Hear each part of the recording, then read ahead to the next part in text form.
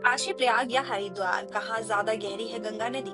यहाँ डूबे तो लाश मिल पाना है नामुमकिन। गंगा को मैया कहा जाता है। एक माँ की तरह गंगा नदी गंगोत्री से लेकर बंगाल की खाड़ी तक कई राज्यों की धरती को सींचती आती है। इसके जल की वजह से उपजाऊ जमीन कई किसानों के घर को चलाने में मदद करती है।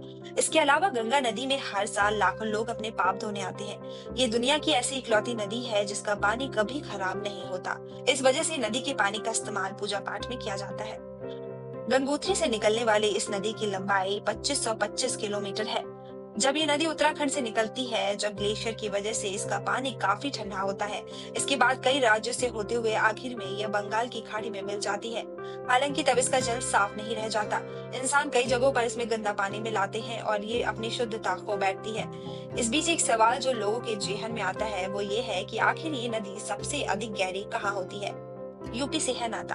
आमतौर पर आपको इस सवाल का जवाब उत्तराखंड ही लगेगा।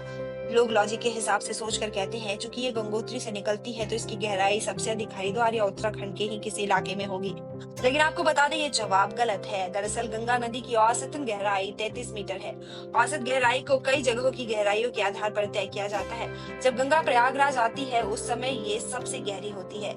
यहाँ गंगा की गहराई 33 मीटर है। ऐसे में प्रयागराज में गंगा में डुबकी लगाना हरिद्वार से भी ज्यादा खतरनाक हो सकता है। हर साल डूबते हैं कई लोग। प्रयागराज में हर साल लाखों लोग अपने पाप धोने आते हैं। ज्यादातर जगहों पर जहाँ गंगा बहती है वहाँ लोगों की भीड़ रहती है, लेकिन इनमें सबसे अधिक डूबने के केसेस प्रयागराज से आते हैं। इसकी वजह है गंगा की सबसे अधिक गहराई। गंगा नदी की सबसे पहली शाखा भागीरथी है।